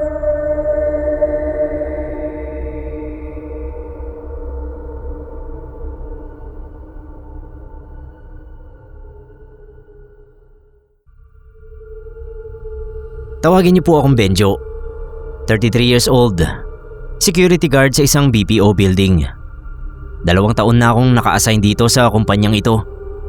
Noong unang taon ay mula 7:00 ng gabi hanggang 7:00 ng umaga ang duty ko. Ang trabaho ko talaga ay kunin ang ID ng mga bagong hire at ilagay ang mga bag nila sa lockers. May oras na busy syempre kapag nagsisidatingan na sila at nagsisiuwian. Sa pagitan noon, kapag nasa training room sila, ay madalas na tahimik at wala akong ginagawa. Pinakatahimik ang buong building pagpatak ng 2:00. Nakabalik na kasi yung mga agent ng oras na yon sa kani-kanilang floor mula sa break time. Patay na oras na yon para sa aming mga gwardya. Sa lobby namin, merong guard desk. Doon kami pumupwesto. Minsan patayo-tayo para mawala ang antok at para na rin yung kasama ko naman ang makaupo. Hanggang sa isang madaling araw, kahit na nakatayo ako, hindi ko napigilan na mapaidlip. Parang sasaglit lang naman akong napapikit dahil nakasandal ako sa dingding. Pero nanaginip ako at malinaw sa panaginip ko na may babae sa lobby. Hindi siya empleyado o bagong hire. Iba, maganda siya. Maputi, nakaputing blouse, nakangiti. Lumapit pa sa akin. At parang hindi ako nananaginip dahil amoy na amoy ko yung pabango niyang vanilla at usok. At ang nakakapagtaka pa ay kilala niya ako. Binanggit niya yung pangalan ko at sinabing pagod na raw ako. Tapos bigla akong nagising kasi dumausdos na ako sa dingding. Kamuntik na akong matumba. Napatingin ako sa kasama ko sa desk. Napatingin siya sa akin at tinawanan ako. Tinatanong niya kung nakatulog ba ako. Tumanggi ako syempre. Pero napatingin ako sa relo ko at nakaidlip na nga pala ako na may ilang minuto na. Kinabukasan ay nangyari ulit yon. Nakabreak naman ako bandang 3:00. Nagkakape ako sa cafeteria at hindi ko namalayan na nakatulog na ako. Nanaginip uli ako at bumalik yung babae. Ang eksena ay naroon kami sa desk sa lobby. Nakatayo siya sa tabi ko at nakatingin sa akin. Nilapit niya yung mukha niya sa akin at nang huminga siya, ramdam ko sa balat ko yung init. Parang totoo. Tsaka niya sinabing sumama ako sa kanya. Nagising ako dahil may umuga sa akin. Isang agent. Overbreak na raw ako at hinahanap na ng kasama ko sa desk. Nahirapan akong huminga noon. Parang may nakadagan sa dibdib ko. Pero hindi ko na lang pinahalata. Basta bumalik na ako sa pwesto ko. Pagbalik ay inamoy-amoy pa ako ng kasama ko at nginisian ng nakakaloko. Sino raw ang kalambutsingan ko dahil amoy pabango raw ako ng babae. Nung amuyin ko yung damit ko, naaamoy ko yung pamilyar na amoy vanilla. Hindi ko alam kung saan ang galing yon. Pero bago ako umuwi ay nag-spray ako ng marami ng cologne ko. Mahirap na dahil baka mapag-isipan pa ako ng misis ko. Hanggang sa ilang gabi ay paulit-ulit ang nangyayari sa akin. Naiidlip ako at napapanaginipan ko yung babaeng amoy vanilla. Minsan ay nagigising na lang ako dahil sumasakit na yung puson ko At kapag tinignan ko ay medyo nakatayo na yung watawat ng pantalon ko. Pagkalipas ng ilang linggo, nagsimula na akong pumayat. Sabi ng asawa ko, parang lagi raw akong pagod na pagod. Ang hindi niya alam, gabi-gabi, kahit anong pilit kong lumaban sa puyat, lagi akong naiidlip at bumabalik yung babae sa panaginip ko. Kung ano-anong ginagawa niya sa akin na kinatatakutan ko na. Ayoko nang nangyayari sa akin dahil pakiramdam ko ay nagtataksil ako sa asawa ko. Natakot din ako dahil alam kong hindi normal ang nangyayari sa akin. Kaya ang ginawa ko, bumili ako ng rosaryo at sinausaw yon sa holy water. Kapag naka-duty ako, ay suot ko yon at nagdarasal ako bago magsimula ang trabaho. Kapag nakakaramdam ako ng antok, nagpapatugtog ako ng kanta sa cellphone ko. Sa mga unang gabi, talagang nahirapan akong paglabanan ng antok. Pero dinadasalan ko na lang. Hanggang sa mag-umaga na at matapos na yung shift ko, hindi na ako napaidlip. Ganun lang ang ginagawa ko para lang malabanan ng demonyo. Alam ko kasing masamang espiritu ang babae sa panaginip ko. At sa tulong nga ng pananampalataya, ay nawala rin yon sa panaginip ko. Sa ngayon pang umaga na ang duty ko. Sa bahay na ako natutulog kasama ang misis ko. Hindi na ako muling dinalaw ng babaeng yon sa panaginip ko.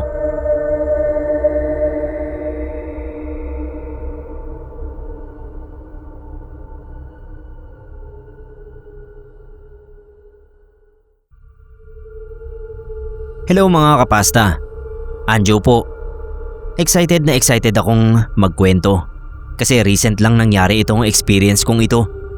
Kumbaga, fresh pa sa utak ko ang lahat. Isa po akong security guard sa isang funeral homes dito sa amin. Night shift ako at dahil panggabi at sa isang funeral homes pa, natural naman ata na makaramdam ng mga nakakatakot na bagay sa mismong shift. Sanay na rin naman ako sa mga ganyan. Hindi rin siguro ako tatagal sa pagiging secure kung matatakutin ako. Wala akong mahahanap na trabaho. Kung simpleng multo lang ay maduduwag ako. Anyway, nito lang 2024, may nangyari sa akin na tumakot sa buo kong pagkatao. Akala ko dahil sa funeral homes ako nagtatrabaho, hindi na ako matatakot. Mali pala ako.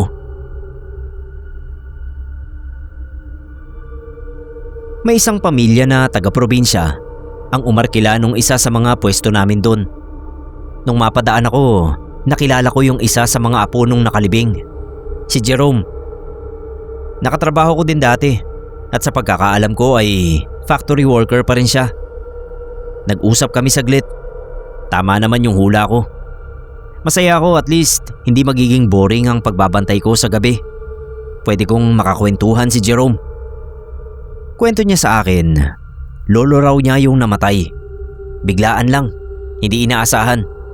Malakas pa naman daw yun. Kaya pang gumawa ng mabibigat na gawain sa bahay.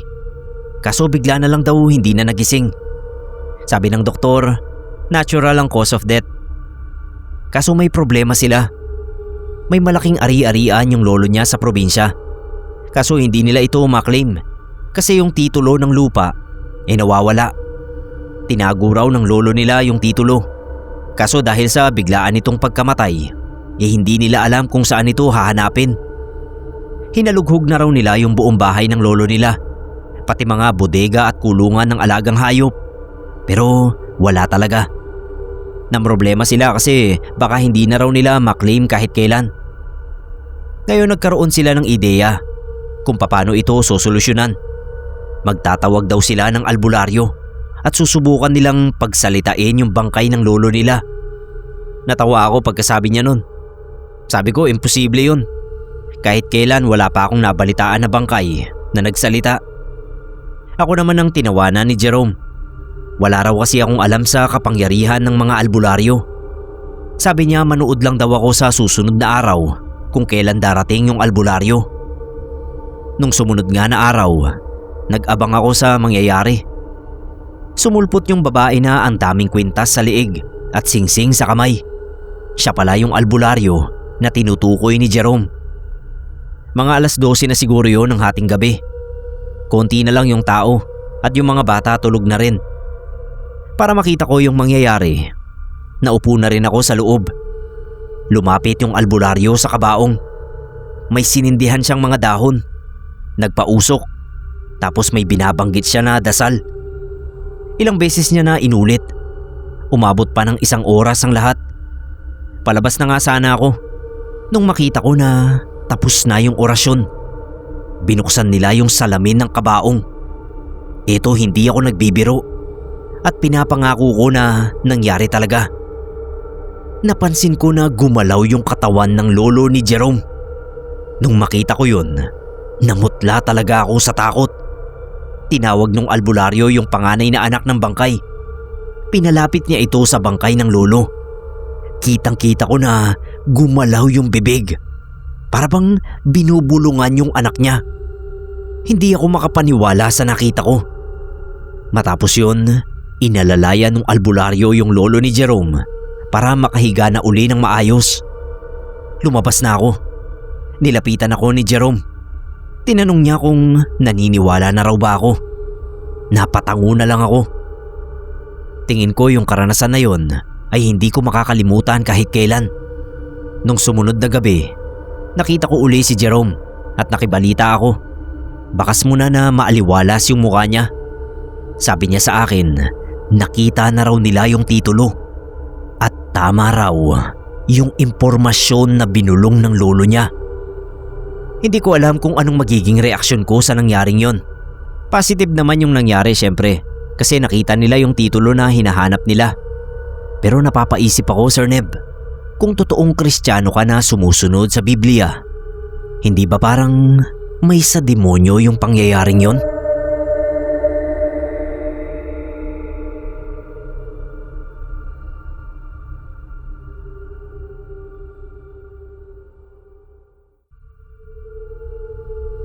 Bago ako ma-assign sa eskwelahan kung saan ako naka-duty ngayon, ay sa isang punerarya muna ako naging sekyo. Malaki at kilalang punerarya yon sa lugar namin, kaya hindi ako nagtaka nang malaman kong doon ako mapupunta. Kasi naman madalas na magkagulo roon, lalo na kapag bayaran na ng serbisyo ng punerarya. May ilan daw na ayaw magbayad at nag-ieskandalo pa. Sa pagkakaalam ko ay 3 beses nang nangyari ang ganoong eksena. Nayamot na yata yung management, kaya kumuha na ng gwardya para sakali mang magkagulo uli, may pipigil na sa mga attitude na namatayan. Hindi ko naman minamatay yung mga namatayan. Kaya lang kasi sana tumupad din sila sa usapan dahil hindi naman kawang gawa ang service ng punerarya. Kadalasan nga dyan ay tad-tad na ng discount tapos susubain pa. Ako nga po pala si Jason. 2 kaming gwardya na jumuduty noon sa punerarya. 12-12 ang schedule namin at ako ang maswerteng napunta sa panggabi. Maswerte kasi wala masyadong tao kapag gabi. Wala akong aalalahanin na magpupunta at magwawala kung sakali. Pero open pa rin ang punerarya kahit na gabi na. Siyempre hindi natin alam kung anong oras kakailanganin ng serbisyo niyan. Madali yung schedule ko. Wala naman akong babantayang magnanakaw. Kasi sino ba namang magtatangka na magnakaw sa punerarya, di ba? At anong nanakawin nila? Kabaong? At dahil nakampante na nga ako, ay pa-cellphone lang ako sa loob habang nagbabantay pa rin sa pinto. Isang gabi habang nakikinig ako kay Papa Dudut, ay biglang tumakbo sa akin yung makeup artist ng patay na tawagin na lang nating Weng at yung embalsamador na tawagin naman nating Django. Sabi ni Django, may naririnig daw siyang kumakaskas sa may ventilation ng morgue. Pinaliliguan na raw niya yung patay na kagagaling lang sa ospital para mabihisan at mamakeupan na. Pero lumabas sila dahil meron ngang kumakaluskos. Naalarma ako.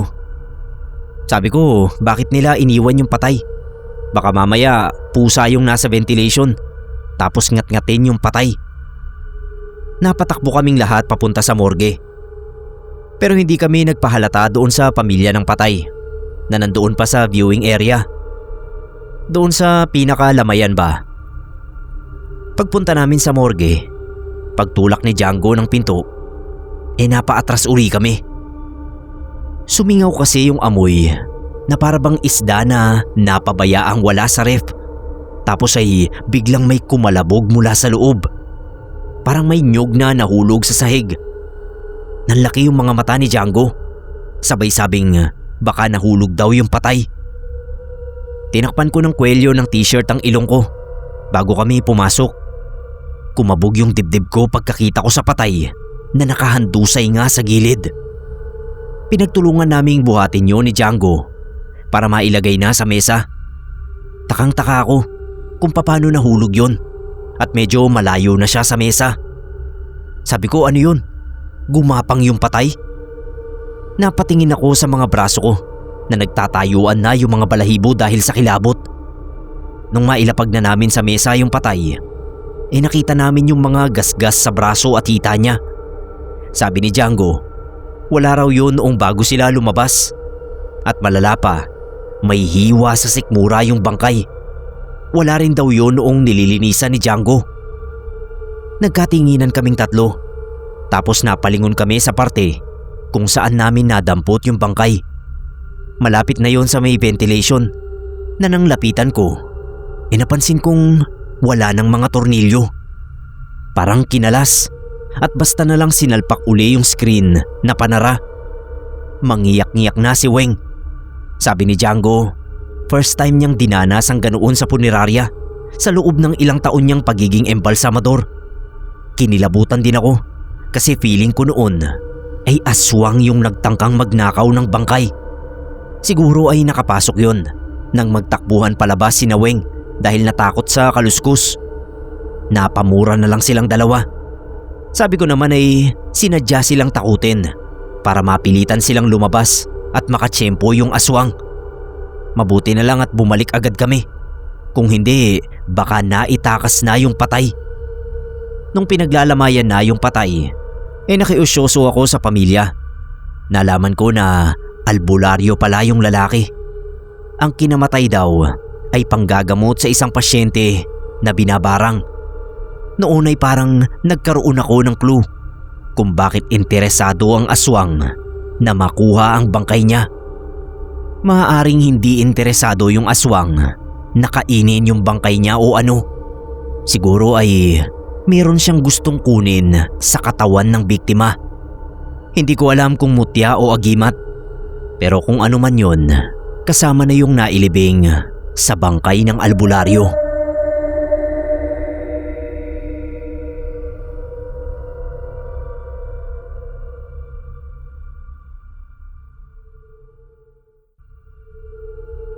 Magandang umaga po.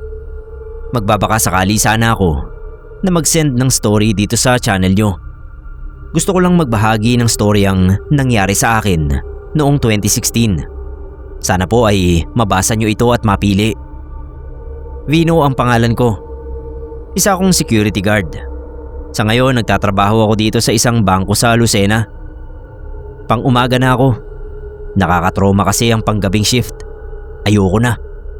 Kahit pa sabihing dapat sa mga tulad namin ay hindi basta-basta natatakot. Pero kapag kaharap mo na kasi yung mga bagay na hindi mo basta maipapaliwanag, sigurado uurong din ang pagkalalaki mo. Ito yung dahilan kung bakit may trauma na ako sa graveyard shift. Bali may isang mayamang negosyante ang kumuha sa amin. Sabi niya dadalhin niya raw kami sa binili niyang property malapit sa bundok.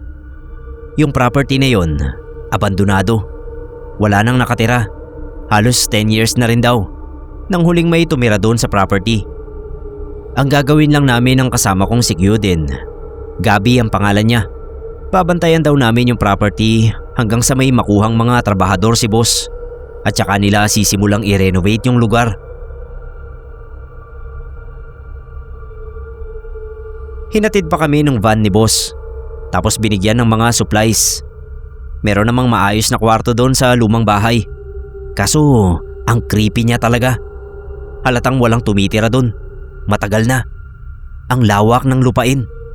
Meron pang ibang mas maliliit na bahay sa palibot pero mas sira na yung mga yon. Yung iba bumagsak na yung bubong at meron pang natupok ng sunog. Sa dulo ng lupa, nagulat kami ng kasama ko. may 3 rebulto na parang mga tao.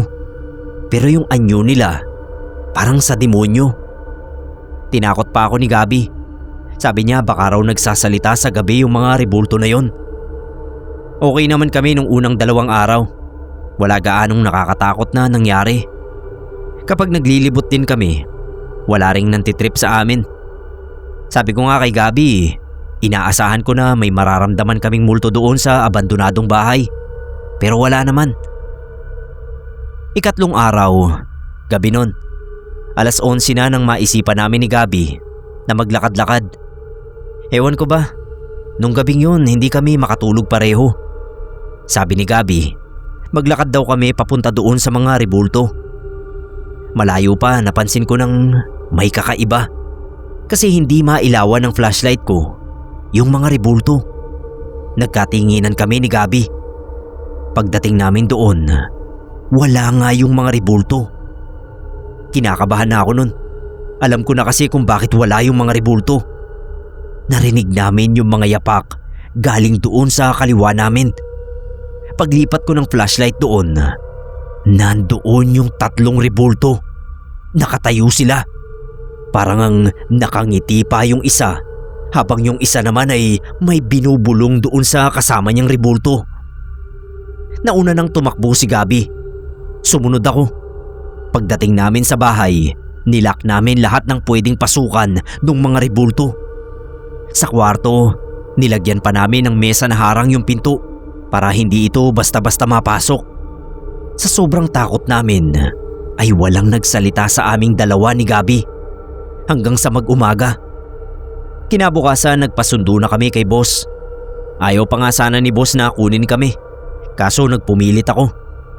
Nung araw din na yun, nag-resign ako sa trabaho at nangako sa sarili na hindi na ulit ako magtatrabaho ng gabi, lalo na sa mga nakakatakot na lugar. Nabalitaan ko nga pala na hanggang ngayon daw ay hindi pa rin napapaayos nung dati kong boss yung property na binili niya. Lagi raw nagrereklamo yung mga empleyado. Kagaya lang din noong na-experience namin. Inaatake raw sila noong mga nakakatakot na rebulto. Pero may mas matindi pa akong nadiskubre. Nalaman ko ito doon sa isang empleyado na nag-resign din. Kasi sabi raw mismo nung dati kong boss at nung mga empleyado niya na may matataas na posisyon, wala naman daw mga rebulto doon sa property. Minsan na rin daw na pinahanap yun sa buong lote, pero wala silang nakita. May haka-haka tuloy kami. Para bang pinipili lang ng mga rebulto ang mga taong pagpapakitaan nila.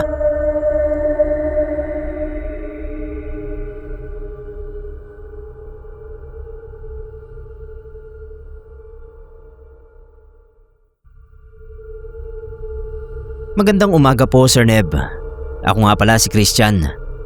Kwento ko lang sana yung karanasan ko sa sinasabi ng mga kasama ko na aswang. Hindi ko alam kung aswang nga ang mga nakakasalamuha ko noong hayop sa bundok. Kasi mababait naman sila.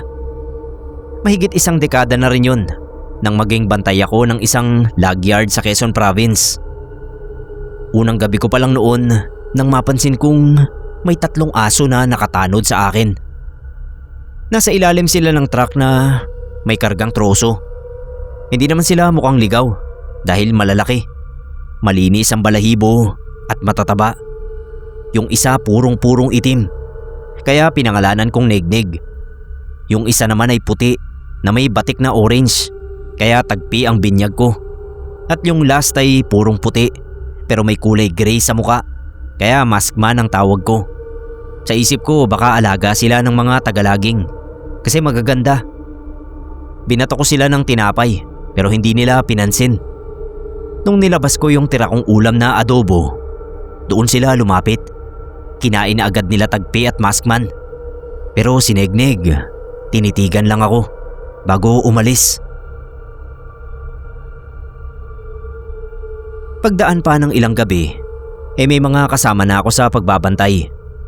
Naging loyal sa akin sila Negnig. Lagi ko silang pinapartihan ng ulam ko. Kaso napansin ko na ayaw nila ng gulay. gusto nila ay karne at sardinas. Naisip ko lalo, baka nga mga alagang aso sila kasi mga choosy sa ulam.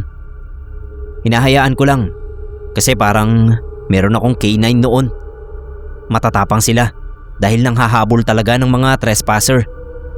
Pasalamat talaga ako kina Negnig. Kaya lang ay medyo hindi ko gusto yung amoy nila.